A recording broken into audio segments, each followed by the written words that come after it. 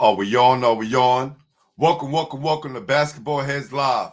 I am your host, Glenn Poole Harding. Tonight, we flying solo.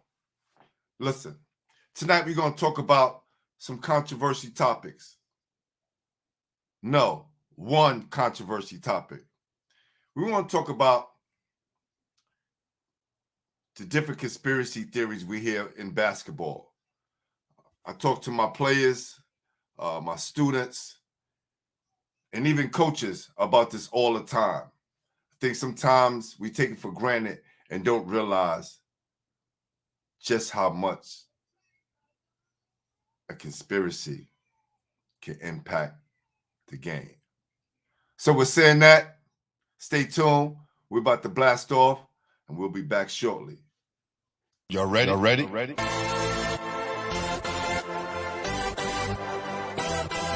Yes. You have just stepped out into the world of chaos. Where everybody goes hard. Come on. Go hard. Go hard. Go hard. Go hard. Go hard. Or go home. Never back down. You gotta hold your own. Go hard. Go hard. Go hard.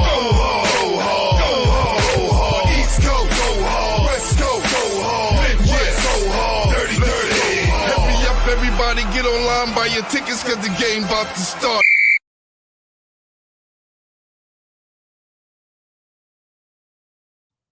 What's up to all my basketball heads out there in basketball heads land? I am your host, Glenn Poole Harding. Thank you for joining me tonight. There's been a lot of talk on the basketball scene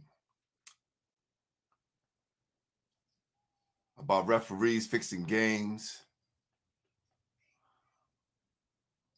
the league stopping trades. Who could forget the 1985 NBA lottery? Man, this is close to my heart right here because that's the first draft that I watched as a kid. I remember I was a sophomore in high school, sitting in front of the television, just waiting for the names to be called. Because up until that point, I just started watching basketball about 5 years ago.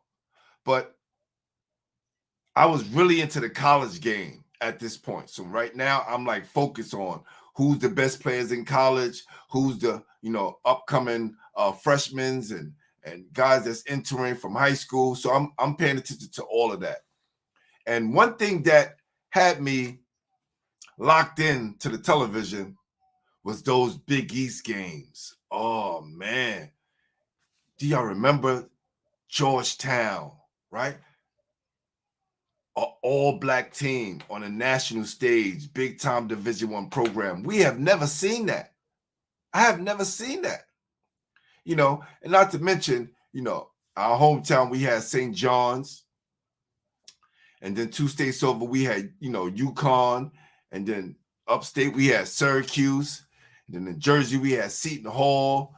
And it was just so many schools. Pittsburgh, Boston College. There were so many schools that had our attention back then. But the main guy during that time was Patrick Ewing. So y'all got to understand, at this time, there's a new ownership at the Garden. So the Garden became the home for the Big East tournament. And which way to showcase the college talent off to the NBA scouts and hometown NBA New York Knicks? Maybe having that Big East game in the Garden. I didn't think anything of it. The Knicks has always sucked since I've been a kid. They won championships in the 70s, but I wasn't watching basketball back then, so I didn't understand the magnitude of them winning. So I caught them during the 80s when they were down, they were losing bad. And New York needed a star. Let's just say that. They needed a franchise player that can lift the city up and become that new star. We didn't have a star since Willis Reed. So they were looking for that next star. Mind you, we did have Bernard King, right? But y'all got to remember, Bernard King and Patrick Ewing never played with each other because of that injury Bernard King had. Even though Bernard was very good and dropping 50 points here, 60 here, New York didn't win. So they needed a stellar person on the front line that can dominate alongside Bernard King. But Bernard King got hurt, so drastic measures had to be taken. So what I'm going to do right now is play a short video clip from 1985, and you guys be the judge on what happened. But you got to pay attention and watch very closely. All right? Check this out.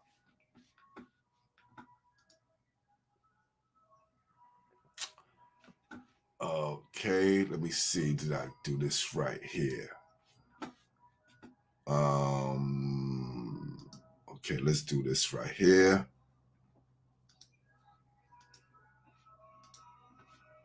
Bam. Okay, here we go.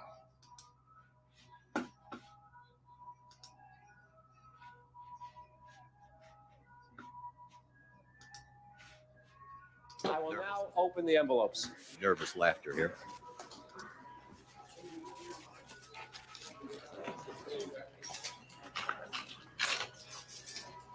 The 7th pick in the 1985 NBA draft goes to the Golden State Warriors.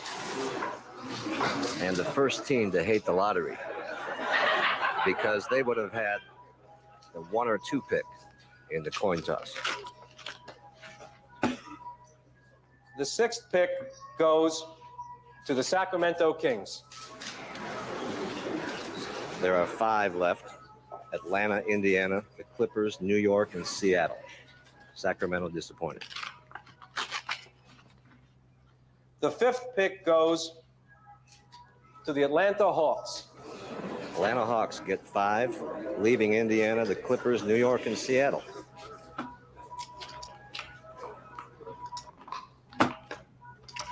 So mind you, y'all got to pay attention, right? Because those first 3 teams that went, those are smaller market teams. Okay? Just pay attention. Gets good from here. The 4th pick goes to the Seattle Supersonics. And the excitement builds, and I think we'll just let this one play. 3 left: Indiana, LA, New York. The 3rd pick goes to the Los Angeles Clippers.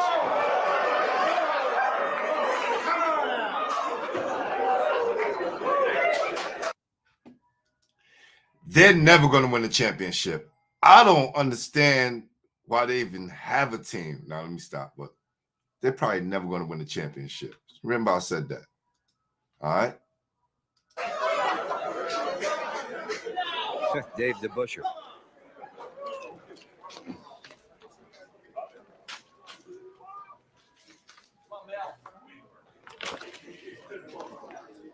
The 2nd pick in the 1985 NBA draft goes to the Indiana Pacers.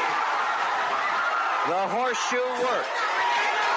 Basketball is back in New York City, my friends.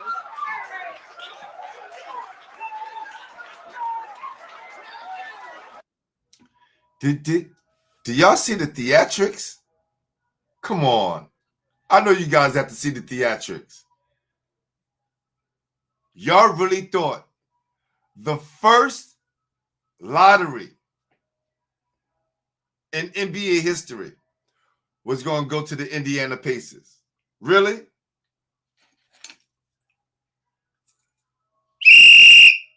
If you thought so, you get a tech, my friend. Let me explain something to you. The NBA had to make a move. The NBA had to make a move. And yo, Todd, you right. You right. If they would have played together, they would have did something. The NBA knew they had to bring a winner to New York. New York is the Mecca, no matter where you at all over the world. New York is the Mecca. What way to revitalize the NBA by making sure that New York has a good team? Y'all have to remember, in 1979, Magic Johnson and Larry Bird was chosen to the two best teams in the NBA. I want y'all to sit on that for a minute. Sit on that.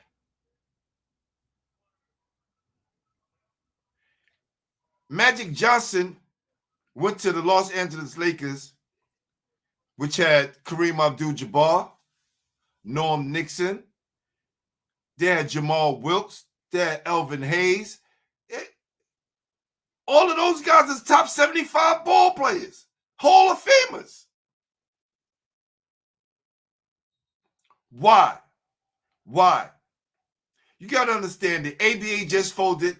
The NBA need to do something drastic. And we talked about in 79. You bring Larry Bird and Magic Johnson to the NBA, and you have them recreate that same energy that they had in college. And now you're on a bigger stage, black versus white. We already know how that's going to happen. We already know how the media is going to eat that up. And Magic Johnson and Larry Bird, to their credit, did an excellent job in saving the NBA. Yeah. Look at that. Paul said, look at the Lakers in Boston. Yeah, that's right. Facts. First place teams.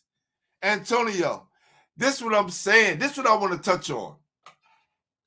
Because I get a lot of information in my DMs, and people hit me up asking me questions about the NBA. And I think people are kind of surprised that I don't watch the games. You know, I had an interview with this guy who has a podcast. I forgot his name and forgot the show because, you know, obviously he wasn't doing his homework on me, because if he understood and watched my shows, he knows I'm strictly about New York basketball. Right? From the city, Long Island, upstate, all of high school. I may touch on some college, but I don't cover college. I watch it, but I don't cover it. I cover high school sports. And I interview some of the greatest players and coaches and referees and directors in New York City history. So, with saying that, it's not I don't understand what's going on in the NBA, but at the highest level, it's not controlled by the players.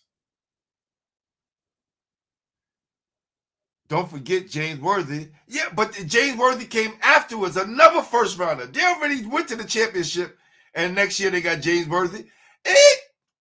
That didn't happen like that, people. But we just go with the flow, right?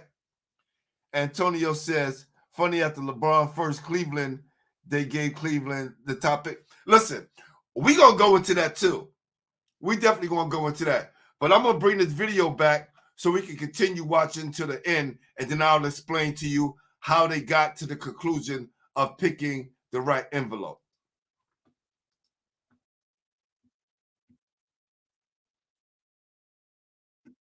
Draft.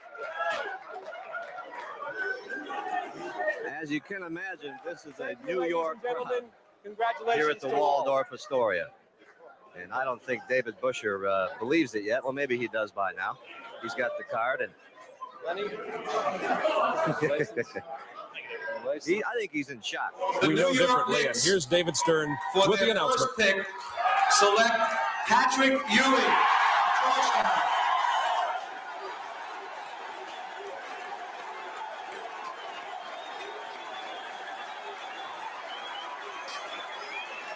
Well, the New York fans, John Thompson, are very excited about Patrick Ewing. As you watch him walk for this moment that he's looked forward to, what's on his mind right now, you think?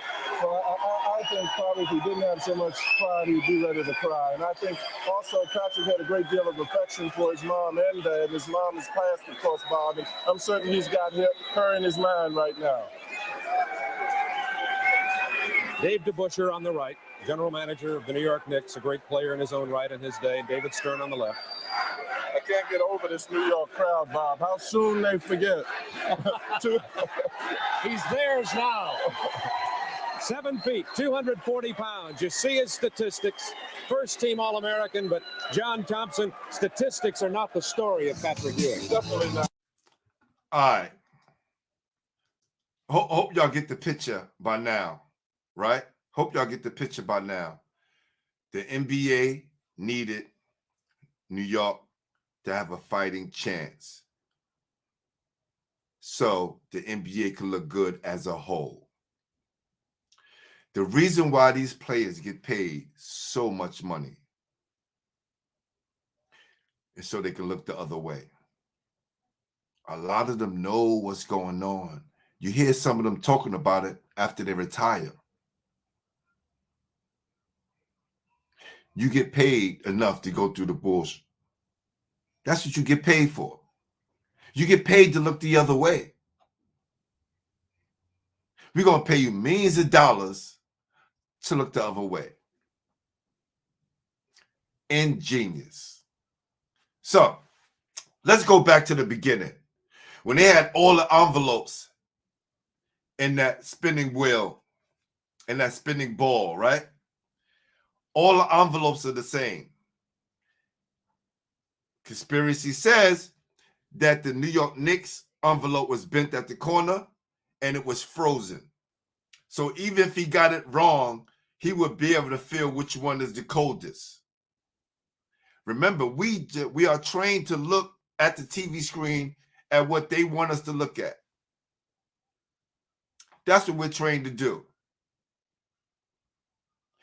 And years later, it comes out that that might have happened, which is crazy. Said Bird got drafted while still in college. Yeah, because Bird came out, I think Bird and Magic came out early, didn't they? Or was that Bird's senior year? Let me figure this out real quick. Larry Bird. See what year Larry came out.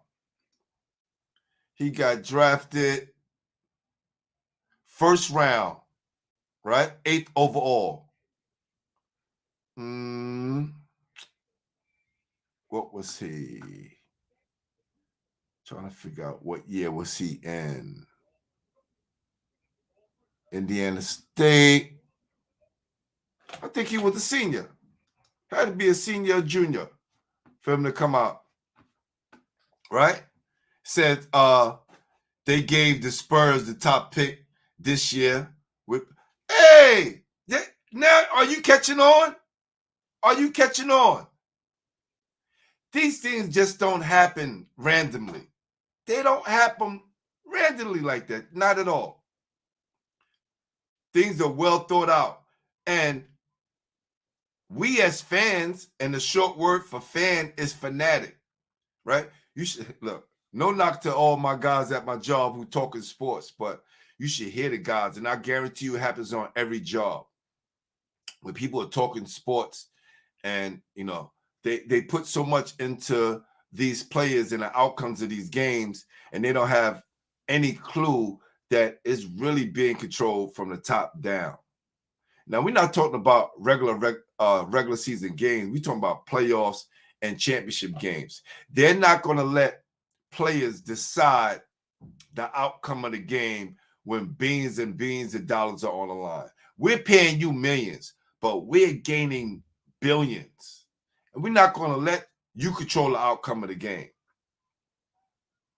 Man, Jordan, we going to get there too. It says, Antonio, great points, man. You're making some great points. It says, NBA veto CP3 to the Lakers. Let's talk about that. Let's talk about that, right? I have the article right here. I'm glad you brought that up. Let me see where we at. It says, even the compressed nature of the 2011-2012 NBA schedule and the excitement that is carried with it hasn't been able to push the Chris Paul fiasco out of mind. After countless trade rumors involving the point guard, CP3 was finally sent to the Los Angeles Lakers in a 3-team trade. But then he wasn't. David Stern and the league stepped in and decided the deal wasn't good enough for the New Orleans Hornets and vetoed the trade. Paul subsequently shipped off back to Los Angeles, this time to the Clippers. This do-over for Dell's Dips and the Hornets sparked quite a few conspiracy theories out there. Now, let me tell y'all something. During this time, David Stern was actually the owner of the Hornets at this time. Remember, I think it was the LA Clippers. It was the LA Clippers and the Hornets. They was going through some owner changes, and David Stern was the representative for that owner. So it's his league. He could have made it happen.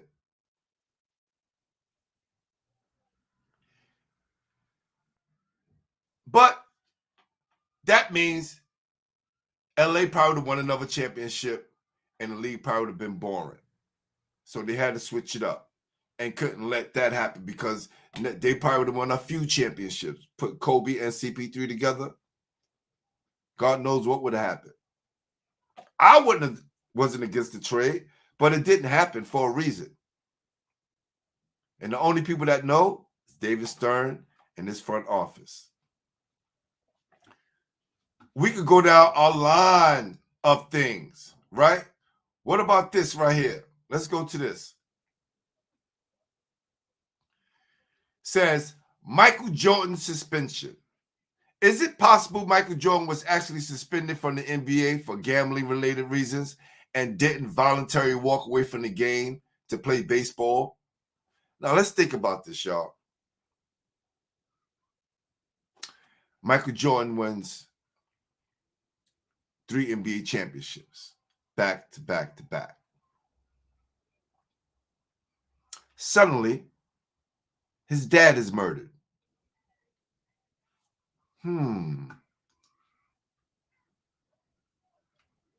He's the father of a multi-millionaire, maybe 100 times over at that time. Who knows how much money Michael Jordan had at that time. But he had enough to get his father to and from wherever he needed to go. For some reason, he was driving along the highway late at night, and he was apprehended by some young men. May he rest in peace. I'm not here trying to make a mockery of his death, but when you check the facts and see what happened, Michael Jordan walked away from the game.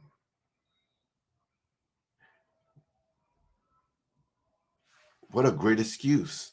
My dad wanted me to play baseball, so I'm going to take these 2 years out instead of standing in the NBA and winning 3 more championships back to back to back. He had to wait to do that 2 years later because he stopped playing basketball so he could focus on baseball.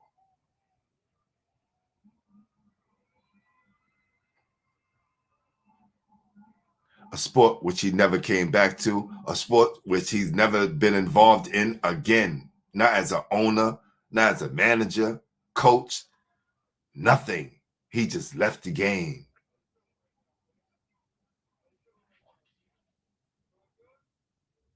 Now, that's something light right there compared to what happened because he came back and he won it 3 times again, right? So that's something light. How about the moment of clarity for me? I'm explaining to y'all what happened to me and when it exactly happened and how I lost love for the NBA game.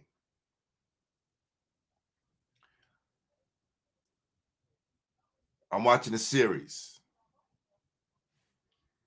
between Cleveland Cavaliers and the Golden State Warriors. Cleveland is up 3-1, correct? People in the chat, let me know they was up 3-1, correct? Because I want to make sure I'm correct. I know I could just type it in easy.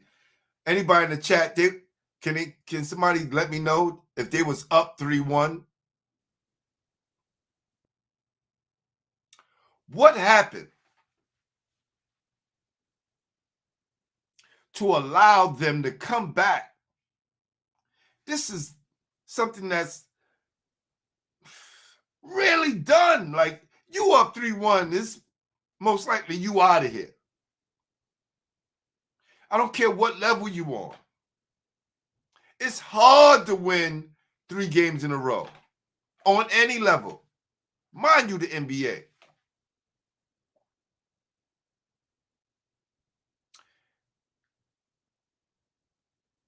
They got Draymond Green out the game, put a couple of people in foul trouble. And at that highest level, any chink in your armor could throw the whole team off, could throw your whole game plan off. That's how great these guys are. At the highest level, any chink in your armor, turn the whole game around. They came back, and Kyrie hit that beautiful shot, sealed the game. They came back and won. That wasn't the moment of clarity. The moment of clarity came, sit back, and I'm watching all the tweets go up. President Obama sends out a tweet. Congratulations to King James and the Cavaliers for winning the championship. I don't know why a light went off in my head. Something says, look up.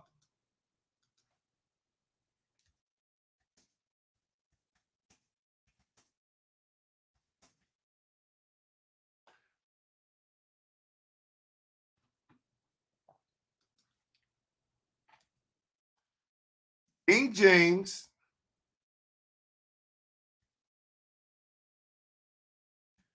and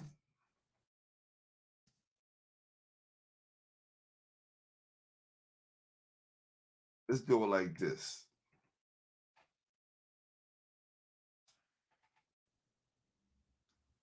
They got, I'm trying to spell King James and they got LeBron James.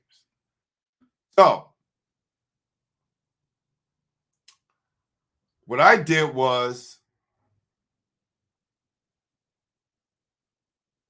I did a little research, and I think I should have pulled this up before, because now when I'm looking for it, everything's on LeBron James that's coming up. But before this time, and I could find the article, right? But King James from the Bible, King James from the Bible was a part of a secret society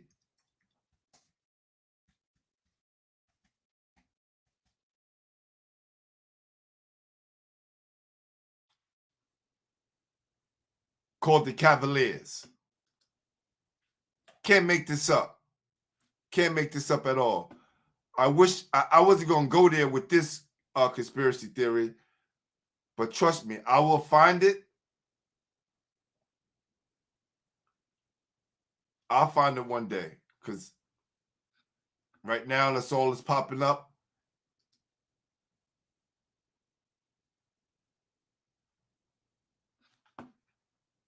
There's more conspiracy theories, so I'm not even going to go there. But take my word for it. You look it up. King James from the Bible was part of a secret society called the Cavaliers. Facts. And guess what day LeBron James won the championship? Not LeBron James, but the Cavaliers. Can anybody guess? Anybody guess?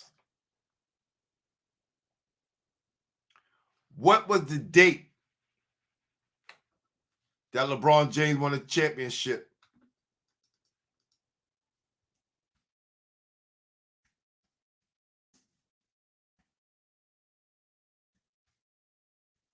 Anybody?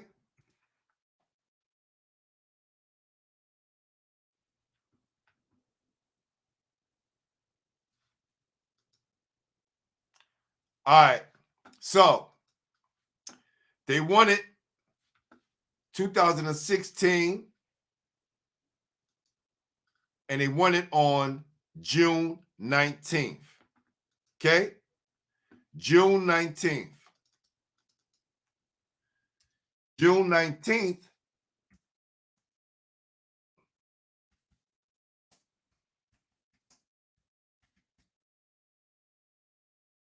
Yeah, I can do this for you right now. Let me show you something real quick.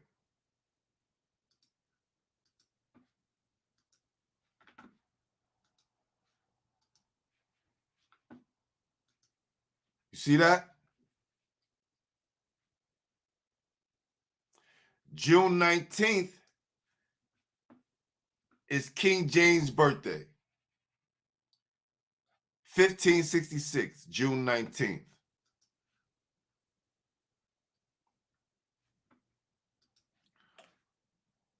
What is the likelihood of the NBA setting it up to where the last game of the championship is on June 19th? I'm waiting. Y'all have to remember, nothing happens in this world by chance. Nothing. Nothing. Nothing happens by chance.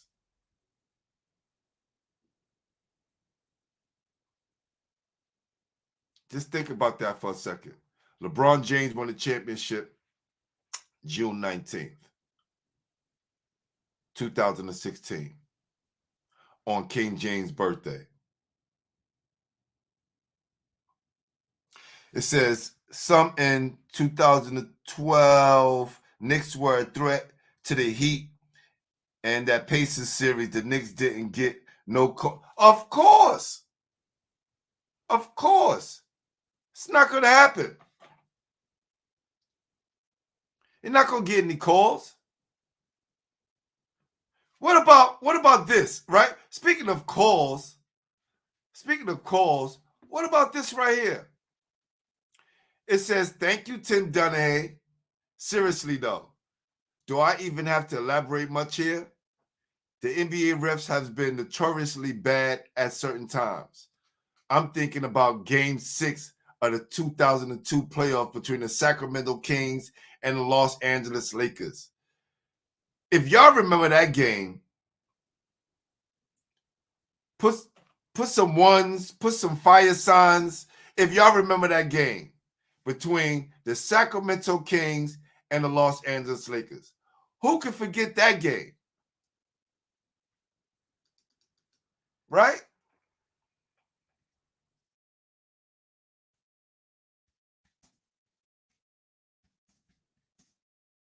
No one can forget that game.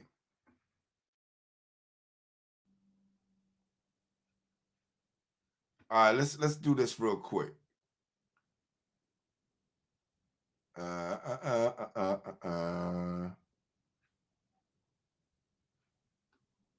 God, did that. Okay, here we go.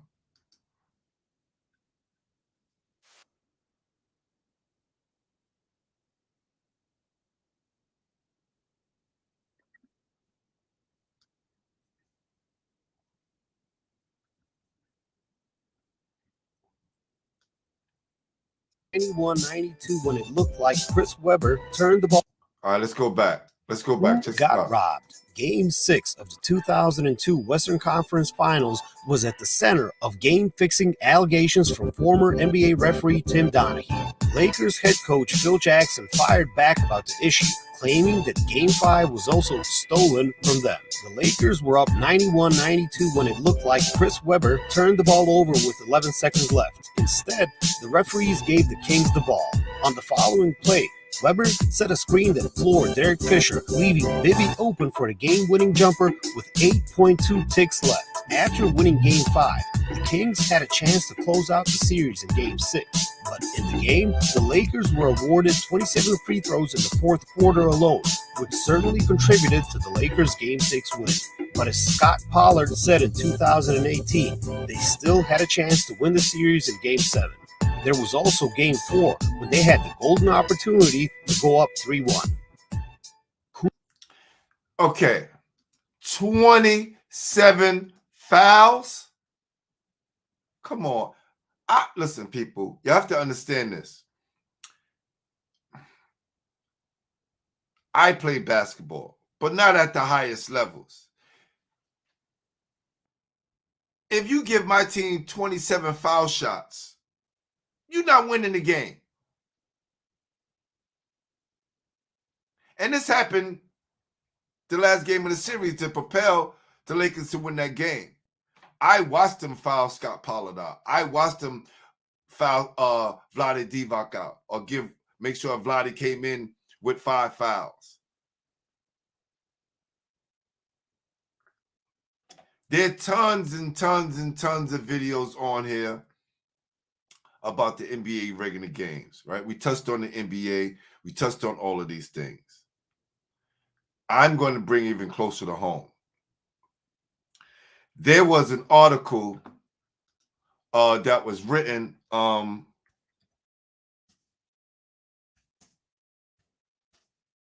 the Regents exam.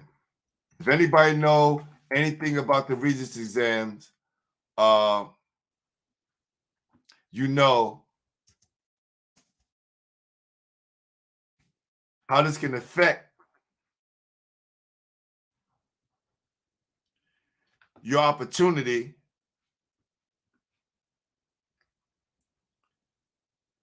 to graduate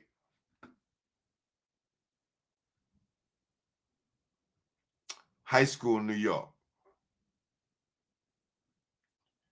All right?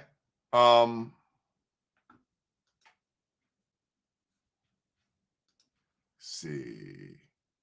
So the only way college sports can begin to make sense again. I don't think this is the article. Let me see. New York.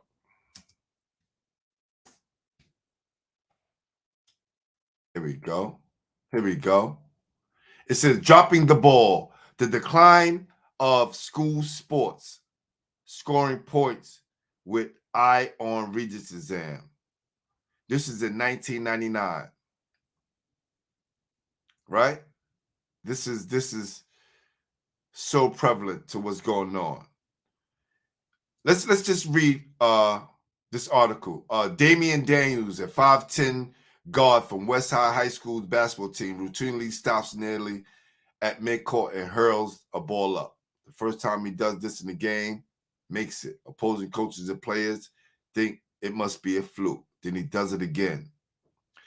Only then they realize that they must guard Daniels all the way from half court because he's a triple threat from 3. He averaged 40 points a game and has averaged 35 points a game this season. So it says, but now Daniel, 19 years old senior from Washington Heights, is facing what may be an even greater challenge than playing ball for New York City High School, graduating from one. He has been offered 4-year basketball scholarship to Wagner on Staten Island and has accepted it. He must pass his state's Regents examination this month. Social studies and history will be problems. excuse me, you have to take an English exam, take a science exam, have to take a math exam. And I have to pass all of these exams just so he can get a basketball scholarship. And then, not to mention, passing the SAT. I want y'all to sit on that for a minute. I'm an educator for over 25 years.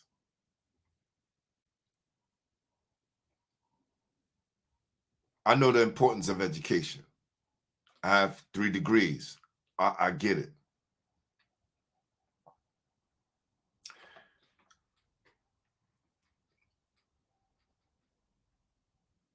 Is taking those tests going to actually teach this child something? You got to take 5 exams just to graduate, then pass an SAT exam, which is the national exam, just so he could play sports.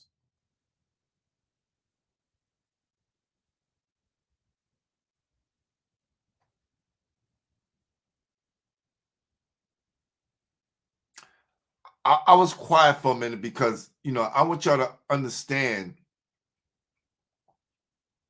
what I'm saying, right? I'm not knocking education at all. I think education is one of the best things you can get, especially in this country. But if you're not going to have the kids take the Regents exam to qualify for schools anymore, or the SAT exam, why did y'all have us take this back then?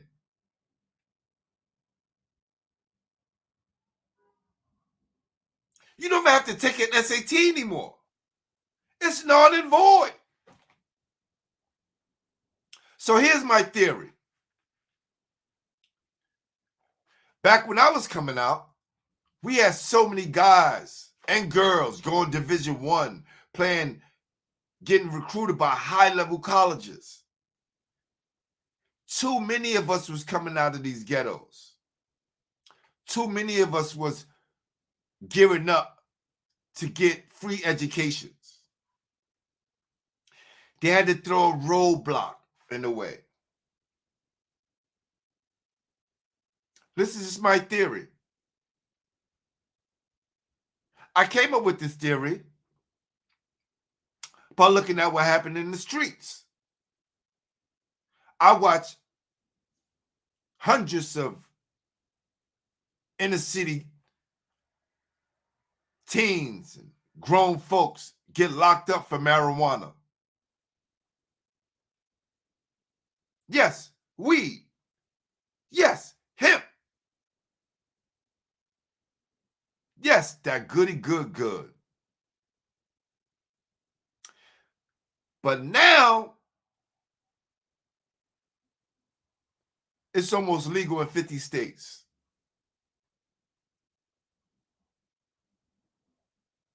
Are you hearing me?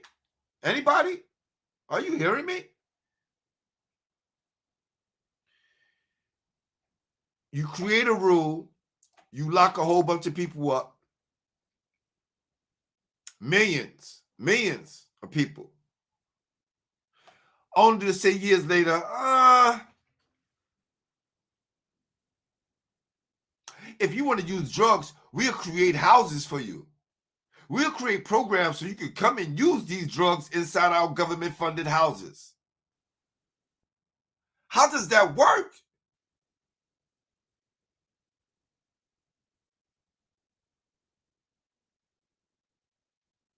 I remember a guy named Roger Brown, one of the best players in New York City ever. He got introduced to someone that was a well-known gambler just because he was introduced to that person. Hello, how you doing? My name Roger. My name Roger Brown. He gets kicked out of Dayton, banned from the NCAA, and banned from the NBA. Word? Word? Like the NCAA going to ban me and the NBA going to ban me? With no proof. Same thing happened with Connie Hawkins. These guys were so good, they would have moved the game faster than the league wanted it to move. You have to understand. I know you guys and girls, you see multiple African Americans on each team, right? Say multiple, with dozens on each team. African Americans dominate the NBA landscape. When there was a time, they wouldn't let us play.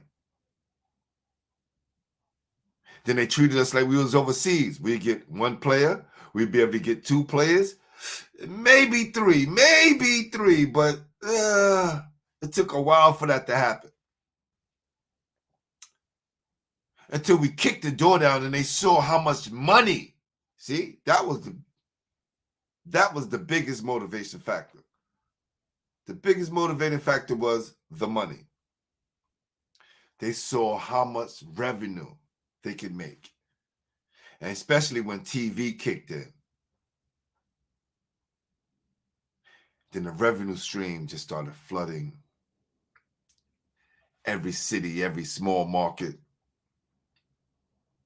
every big market.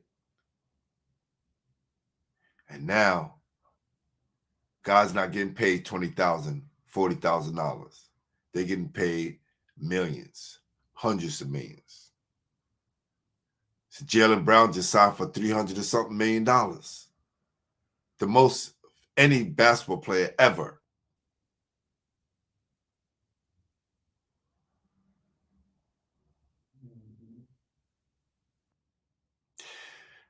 Young people out there, understand this.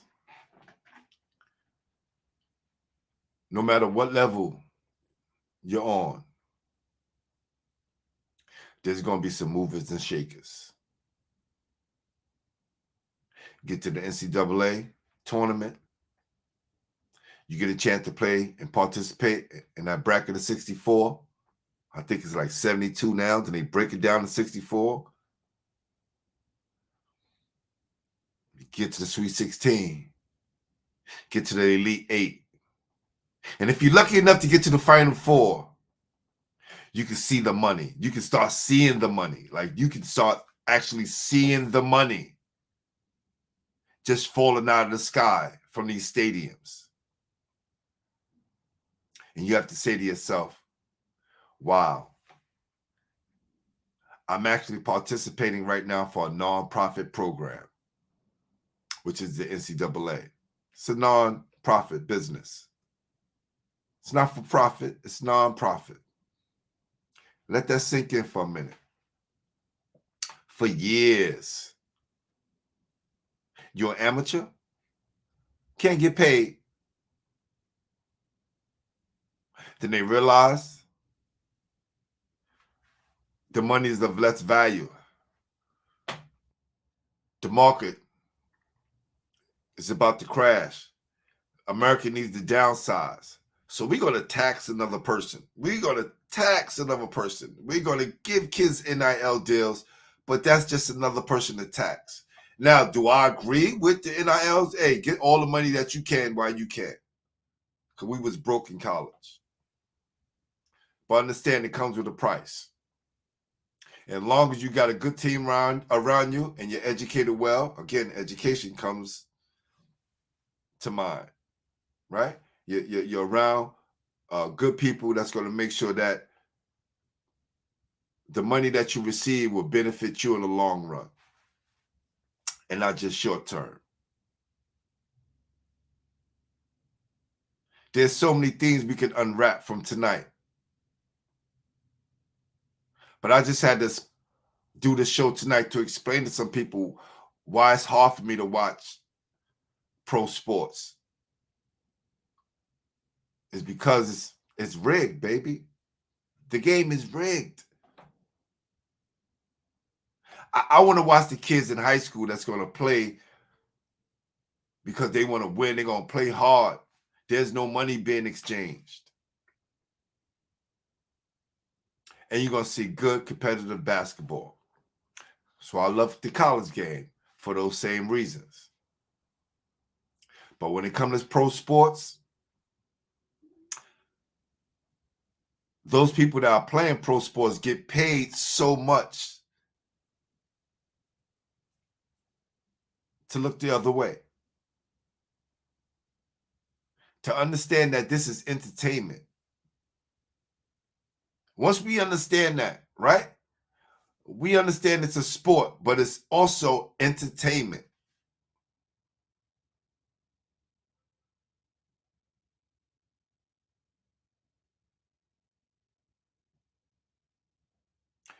So this is why you have the I think the WXFL, the XFL, and WWE came together. No. It was WWF, WWE, and what's that kickboxing circuit? What's that called? UFC. So the UFC and the WWE has just joined forces. I'm gonna say this again. The UFC get beat up, and same thing happened in WWE, but we say wrestling is rigged, right? We know it's fake. So now what are we gonna say about the UFC? Because now they're one company. And once we start to understand that football and basketball on a pro level is just entertainment, it'll help us to kind of get through those wins and losses a little bit easier when we understand the big picture.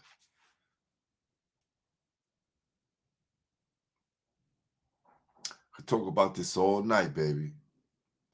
There's so much to unpack.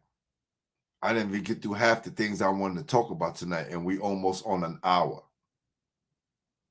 This is so much.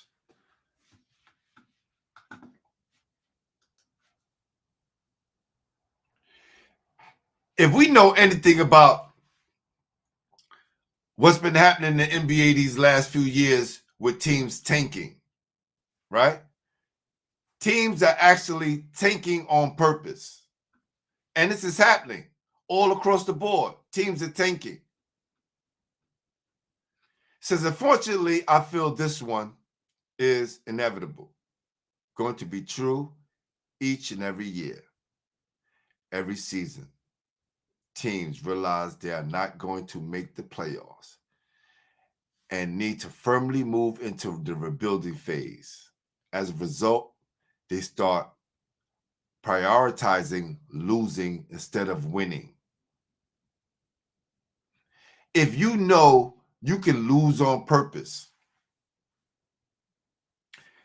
pay your team millions to shut that fuck and tank. You're not going to play your best players. You're going to make sure that your coaches are putting your team in position to lose. We all agree to it. So next year we can get the number one pick like the Spurs did this year.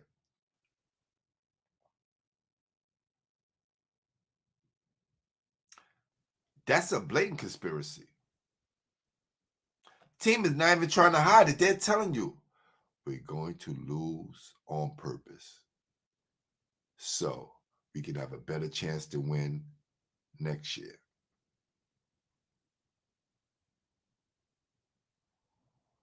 It happens, people. It happens all the time. It happens all the time.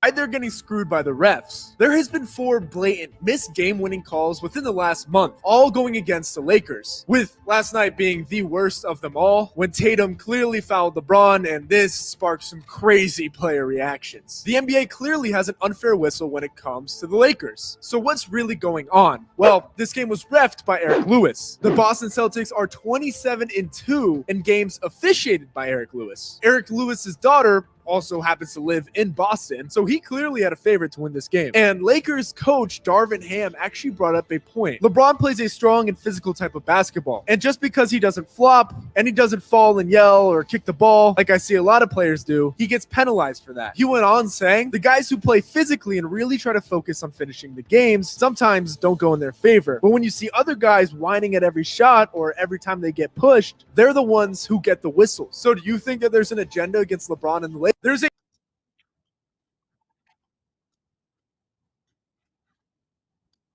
Listen, the world is a stage, baby. And we are all actors. We are all willing participants in this game called life. And in the sports world, hey, we just chalk it up as being entertainment. Go figure. Well, listen, that does it for me tonight. We'll be back Friday to discuss more topics. I don't know. I may put up another show. Who knows? But I'll be back soon. We'll be doing this once a week, diving into the unknown, diving into those conspiracy theories. And we're going to call this Part 1, Basketball Conspiracies. If you have any, drop me a DM. You know where I'm at. NYC Basketball Network. All platforms. Hit me up on IG. Make sure you hit that subscribe button. Get those likes up. We don't do it for the numbers, baby. We do it for the culture.